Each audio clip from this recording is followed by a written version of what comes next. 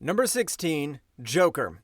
The Joker is Gotham City's crown prince of crime and Batman's literal worst nightmare. He's not in it for money, power, or even a decent villain origin story. He's here for the chaos, the carnage, and the vibes. While other villains have a cause, Joker just wants to break the world like it's a toy he got bored with. His entire brand, proving that sanity is a social construct and that anyone, yes, even you, can snap after one bad day. Take The Killing Joke, for example. Joker shoots Barbara Gordon in the spine, paralyzing her, then kidnaps her dad and forces him to look at photos of his injured daughter, all to make a point about madness. No manifesto, no demands, just pure psychological warfare, like some deranged TED Talk gone feral. Then there's the time he handed out pink cotton candy to a Cub Scout troop at a county fair. Adorable, right? Until you realized it was laced with a lethal toxin and 16 kids died. Joker didn't even have a plan. He just thought it'd be funny. Like if Willy Wonka had an unhinged Joker arc on HBO. In the DC comics, Joker is evil personified. Not because he has to be, but because he thinks it's fun. And that's the scariest part. Number 15, Cersei. Imagine if Taylor Swift had a magic staff, a 1,000-year grunge, and a hobby of turning men into livestock. That's Cersei, the queen bee of mythical menace and Wonder Woman's personal nightmare. First conjured in DC lore in Wonder Woman number 37, Cersei has since evolved from a petty mythological nuisance into a full-blown goddess-tier villainess with a flair for theatrical evil and soul-corrupting sorcery. She's what happens when you mix ancient wrath with eternal power and no moral compass whatsoever. Cersei doesn't just want power, she wants poetic, humiliating dominance. Her signature move? Turning men into animals, often pigs, which says a lot about her dating history, and even more about her contempt for humanity. But don't let the pork-based punishments distract you. This sorceress once launched a full-scale divine apocalypse in War of the Gods, turning 7 pantheons into a celestial battle royale. Gods died, Earth nearly crumbled, all because Cersei thought, it'd be fun. Decide. She's not just flashy chaos either. She plays the long game. In the Witching War, she body hops into Wonder Woman, snatches up arcane power like it's a Sephora haul, and then builds her own Injustice League Dark, made of the magical world's worst ex-boyfriends. Oh, and in her spare time, she corrupts innocent teens into committing murder, just to ruin a sidekick's afternoon. Casual. Cersei is mythos meet malice, a high drama, high magic villain who rewrites the rules of battle with a single spell. Petty, powerful, and pretty much a magical war crime in heels.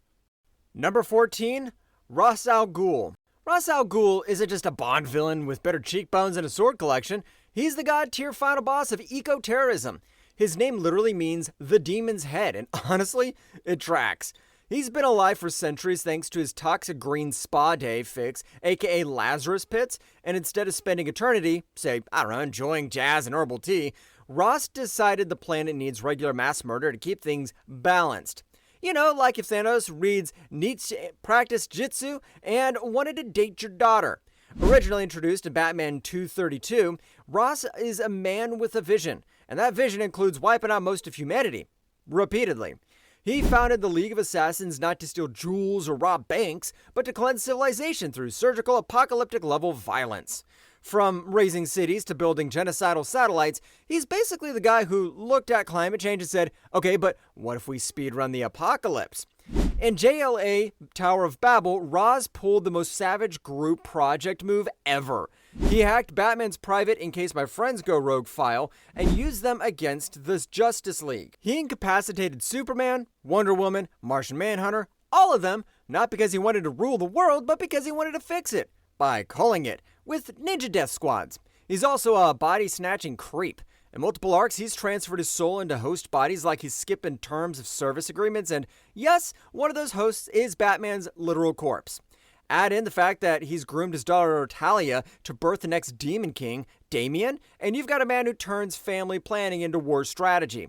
Ra's al Ghul is the evil X of human civilization.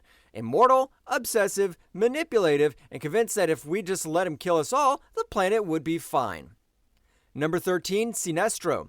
Thal Sinestro isn't just a fallen lantern. He's space fascism wrapped in magenta skin and a killer widow's peak. Hailing from the planet Krogar, Sinestro was once the Green Lantern's core golden boy, patrolling Sector 1417 with precision, discipline, and a smoldering superiority complex. But then he pulled the ultimate space cop move. He used his ring to create a surveillance state so dystopian it would make Orwell scream. The people of Krogar didn't get justice. They got 24/7 fear-fueled oppression. And Sinestro? He called it order. After the Guardians gave him a cosmic boot, Sinestro didn't reflect, grow, or pick up a healthy hobby. Instead, he founded his own yellow-ringed fan club, the Sinestro Corps, a squad of murderers, tyrants, and warlords empowered by fear. Think the Suicide Squad, but with way fewer morals and way more interstellar genocide. Sinestro doesn't just want to stop crime, he wants to dominate minds, crush willpower, and make sure the entire universe knows who's daddy. He's mastermind cosmic wars just to prove a point, manipulated Green Lantern Golden Boy Hal Jordan into hosting Parallax like a cursed Airbnb, and vaporized fellow Lanterns just for daring to disagree. He recruits like he's casting a galactic horror film. If you've ever been labeled too unstable by anyone, congrats, you're probably getting a yellow ring. Sinestro isn't evil because he wants chaos. He's evil because he wants control, and he'll raise civilizations to maintain it. He's the guy who watched Star Wars and thought the Empire was the protagonist. He's not just Green Lantern's nemesis, he's what happens when a hero becomes so obsessed with order, they stop caring who they crush under their boot to get it. In the end, Sinestro doesn't want peace. He wants fear, served cold and universe-wide, with just a dash of fascist flair. Number 12, Despro. Despro isn't your average evil space warlord. He's a pink-skinned psychic Goliath with a third eye. Hailing from the planet Kalanor, he first showed up in the Justice League of America #1, meaning he's been beefing with the world's greatest superhero since day one. But unlike some villains who want power because of trauma, money, or mommy issues, Despro just wants to dominate because he likes it. Like, he's the cosmic equivalent of that one guy who wins a Monopoly game and declares martial law over the living room. After dunking himself into the mystic flame of Pytar because apparently Kalanor doesn't believe in subtlety, Despro became a nightmare-fueled tank. Super strength, regeneration, mind control, flight, pyrokinesis, you name it. He probably bench-pressed it. He immediately used these powers to enslave his homeworld and establish himself as space version of an Austrian-filled painter, if you know what I mean, then set out to conquer the galaxy like a walking galactic trauma event. This dude once mind-zapped the entire Justice League, casually banishing them to alternate dimensions like he was flipping through Netflix. He's the kind of guy who'd enslave a planet, then turn its citizens into gladiators for his entertainment because universal conquest apparently gets boring without blood sports. In one continuity alone, Despro is credited with destroying 16 planets, conquering 46, and personally overseeing the deaths of 5.6 billion sentient beings. That's not villainy, that's a space genocide hobby. Despro is DC's walking red flag with psychic powers, a genocidal telepath with rage issues, a god complex, and a third eye that probably sees your deepest insecurities. He doesn't just want to win, he wants to break you, mind first, planet second. Number 11, Eclipso. Eclipso is what happens when Divine Justice gets sick of following rules and decides to go full-blown Wrath Demon. First possessing Dr. Bruce Gordon in House of Secrets number 61, he started off as a moody spirit of vengeance, but then said, you know what? Justice is overrated, and spiraled into one of DC's most insidious cosmic threats. Originally Heaven's hitman, Eclipso got fired for turning smiting into a hobby.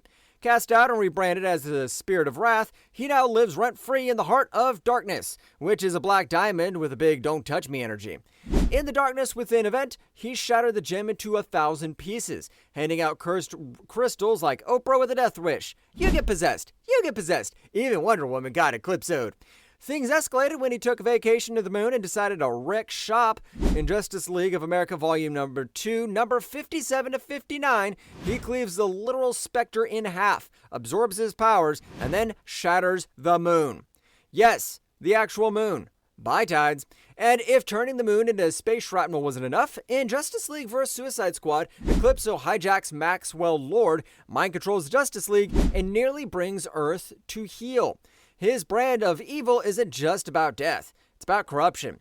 Heroes become villains, gods fall, the world crumbles under his shadow. Eclipso isn't just a villain, he's the glitch in the divine code, a viral spirit of vengeance who trades morality for malevolence, infecting reality one soul at a time. Number 10, Vandal Savage. Imagine if history's worst dictators, serial killers, and warlords were all the same guy, and he just kept rebranding for 50,000 years. That's Vandal Savage. Born as a caveman named Vandar Ad and eradicated by a glowing space rock because, of course, Savage became immortal, hyper-intelligent, and instantly ready to ruin civilization over and over again. Think of him as humanity's worst ever ex who never dies, never ghosts, and always shows up when things are finally starting to go okay. Savage doesn't just survive the centuries, he puppeteers them. He's claimed to have ruled as Julius Caesar, Alexander the Great, and even Genghis Khan. Basically, if someone's conquered half the known world and had a real bad emperor complex, chances are it was just Vandal playing dress up. He even moonlit as Jack the Ripper because, apparently, serial killing was just a quirky little phase between world wars. But Vandal's evil isn't limited to battlefield conquest or historical cosplay. He's a hands-on sociopath.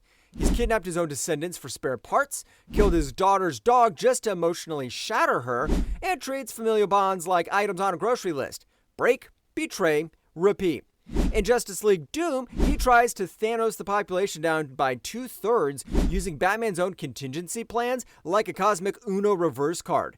In DC 1,000,000, he assembles a gang of space Neanderthals, not even a joke, to hijack Earth's orbit like it's an Uber, attempting to alter the cosmos for his own dominance. The man doesn't just play 4D chess, he invented the entire board. Vandal Savage is the original villain influencer. Always plotting, always slaying, literally, and absolutely the reason your history teacher had dead eyes. Number 9, Doomsday.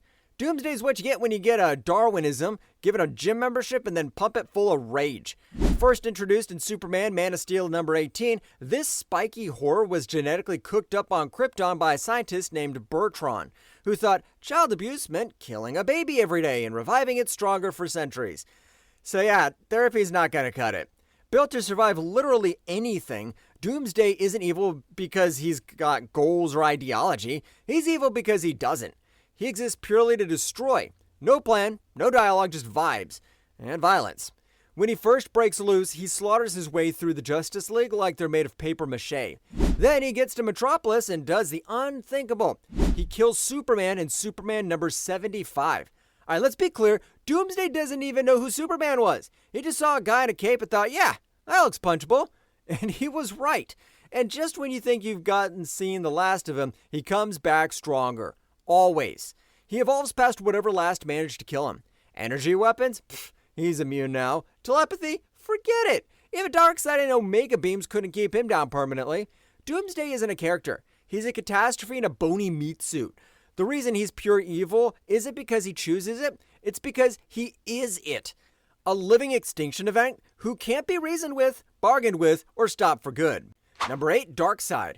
Darkseid, aka Uxis, isn't just a cosmic tyrant. He's what happens when a control freak ascends to god-tier power. Ruler of the flaming nightmare world apocalypse, he's one of the new gods, but don't expect wisdom or benevolence. This dude isn't out here trying to inspire devotion. He's after absolute domination, down to the last molecule of free will. His villain origin? Classic sibling rivalry, if your sibling rivalry ended with murder. Uxis killed his own brother Drax to steal the Omega Force, instantly becoming the stone-skinned nightmare we now call Darkseid. That move didn't just kick off his villain arc, it launched a career in cosmic war crimes. On his never-ending hunt for the anti-life equation, basically the Wi-Fi password to control all sentient thought, Darkseid has wiped out over 100,000 worlds. He doesn't just kill civilizations, he force converts survivors into parademons, a kind of intergalactic zombie army with no vacation days. Total extinction? Bad. Mindless servitude after? Worse. And just when you think it can't get darker, he weaponizes the anti-life equation to erase free will itself. At one point, he implants a fragment of his soul in every single human on Earth. So if anyone kills him, they doom the entire species. Like, bro, get therapy. Darkseid doesn't just want to rule. He wants to unmake choice itself. He's not here for power over you. He wants power inside you. And that's as evil as it gets. Number 7, Trigon. Trigon is basically what happens when you combine Satan, Thanos, and the worst possible dad into one six-eyed, red-skinned hell entity. First fully appearing in the new Teen Titans number 4, this demonic tyrant isn't just evil, he's what evil aspires to be when it grows up. He's the Teen Titans' ultimate nightmare, and his idea of family bonding is mental domination and world-ending chaos. Born from pure evil absorbed across 100 galaxies, Trigon decided that wasn't enough and then casually murdered his own celestial parents and wore their skin. You know, as a power move. Even for DC comic villain standards, that's not just messed up, that is hot horror culture. And it doesn't stop at one universe either. Trigon rolls across dimensions like it's a galactic conquest game, enslaving civilizations and ruling over 6 underrealm kingdoms with casual apocalyptic flair. He doesn't even need armies. His vibes alone are oppressive. On the personal side, he uses his own daughter, Raven, as a psychic Trojan horse to infiltrate Earth's heroes. He doesn't kill for fun. He conquers to redefine reality in his demonic image. In short, Trigon isn't just a bad dad. He's the DCU's ultimate cosmic red flag. A demon so evil, he makes hell look like a vacation spot.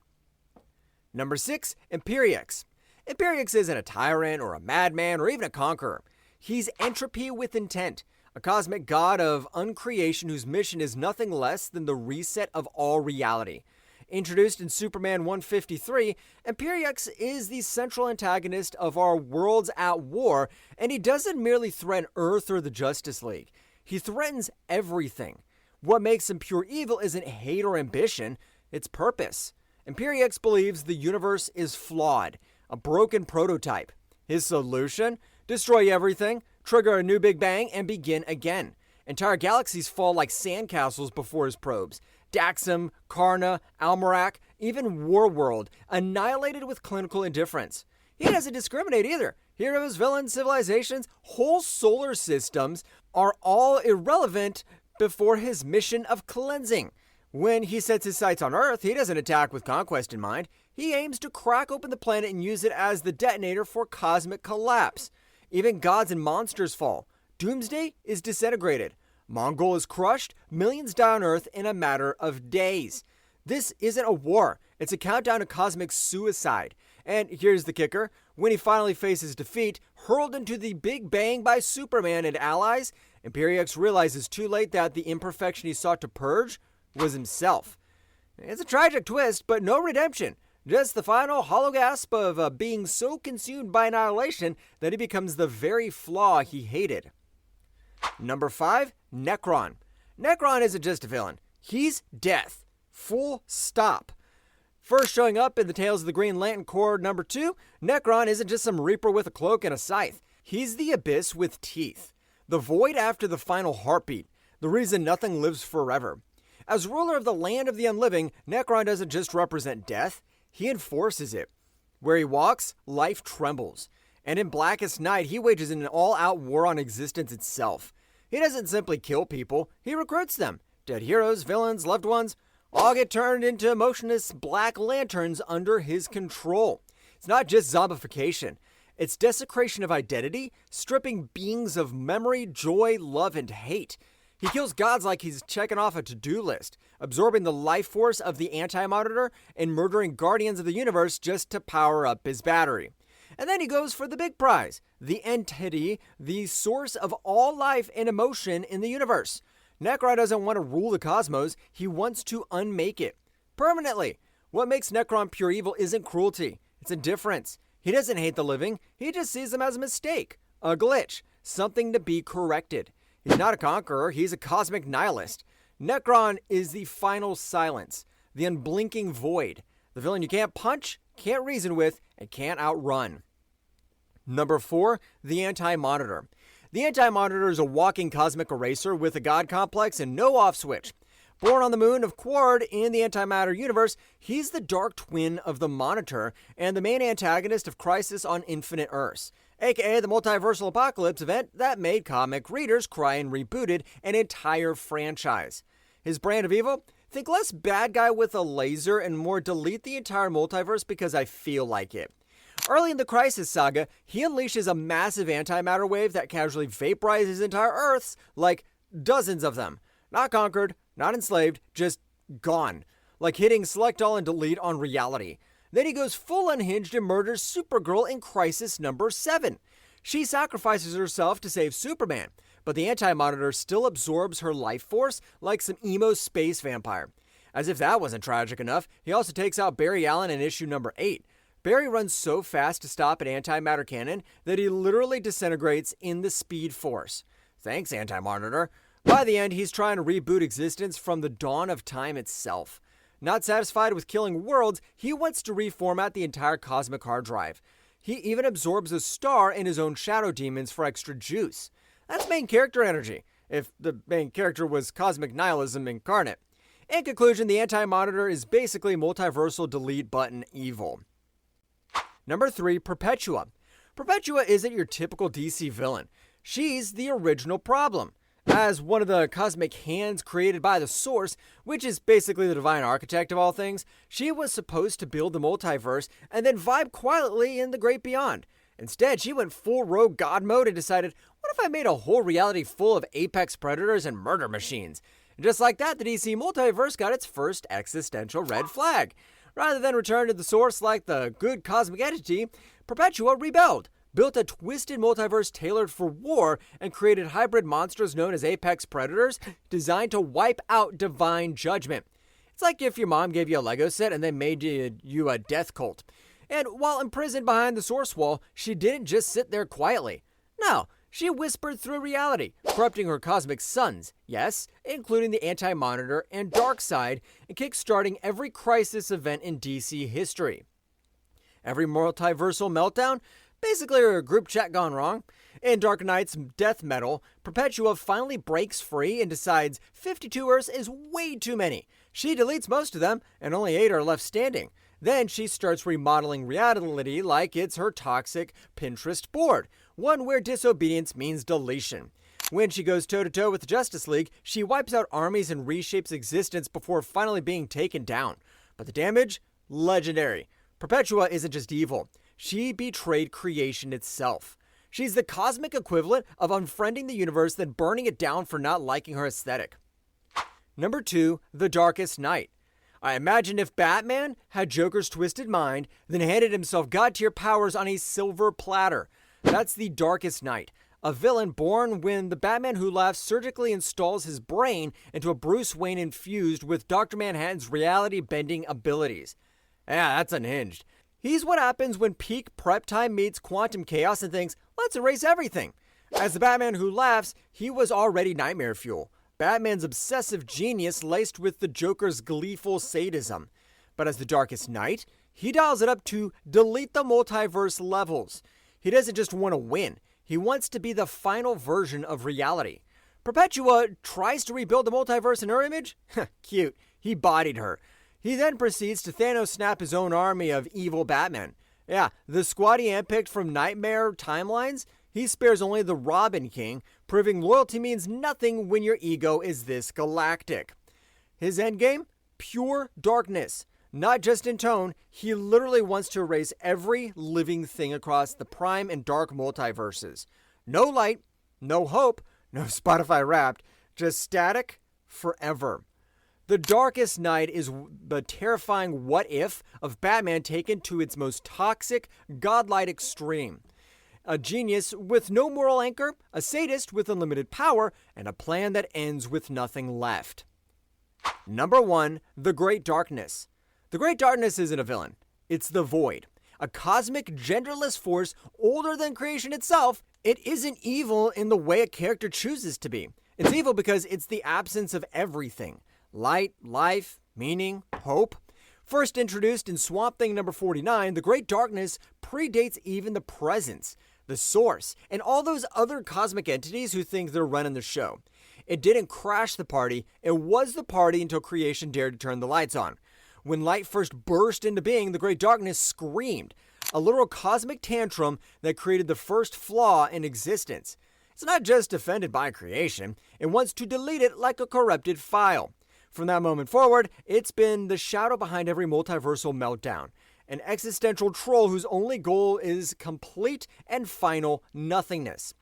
During Crisis on Infinite Earths, cultists known as the Borgia tried to wake it, and even the AntiMonitor felt its pull. Heaven and hell teamed up to stop it. Let that sink in. Swamp Thing had to literally negotiate with God to keep it at bay. In the modern era, it's been busier than ever, corrupting Farah in Dark Crisis, empowering the Gentry and Empty Hand, backing Barbados and the Dark Knights. Even when it's not center stage, it's pulling the strings, always working to drag the DC multiverse back into the abyss. The Great Darkness doesn't want to rule reality, it wants it gone, and that makes it the darkest threat of all. That's it for this one. If you liked the video, hit that like button, subscribe for more, and ring the bell so you never miss a drop. Want more comic breakdowns? Check out this video right here. Cheers, and see you in the next one.